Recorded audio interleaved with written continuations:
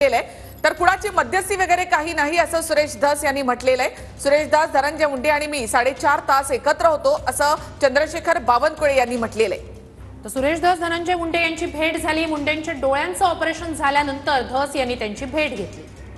आजारी असल्यामुळे मुंडेंना त्यांच्या निवासस्थानी जाऊन भेटलो असं सुरेश धस यांनी म्हटलं आहे। तर तब्येतीची विचारपूस आणि लढ्यात फरक आहे असं सुरेश धस यांनी म्हटलंय। आमच्यामधला लढा सुरूच राहणार असं सुरेश धस यांनी स्पष्टीकरण दिलेलं आहे। तर हत्या प्रकरणातील गुन्हेगार फाशीवर जाईपर्यंत लढा सुरू राहणार असं सुरेश धस यांनी म्हटलंय।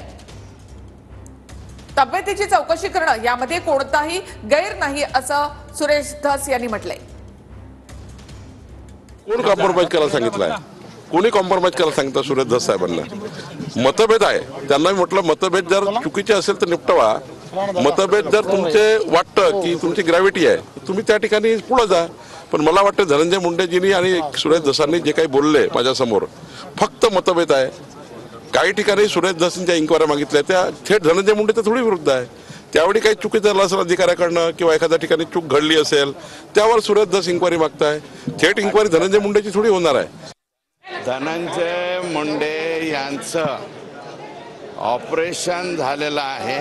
त्या दिवशी रात्री त्यांना दवाखान्यात ॲडमिट केलं। दुसऱ्या दिवशी झाकून लपवून नाही, दिवसा म्हणजे मी त्यांच्या स्वतःच्या निवासस्थानी भेटायला गेलेलो आहे। त्यांच्या निवासस्थानी भेटलं, तब्येतीची विचारपूस करायला।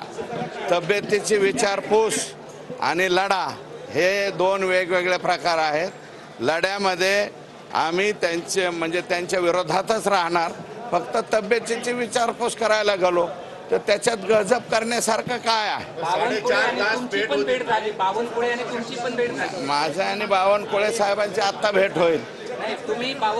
बावनकुळे साहेब आणि माझी आत्ता भेट होईल। ते साफ चुकीचं आहे। हे तुम्ही त्यांनाच बोला, मला विचारू नका।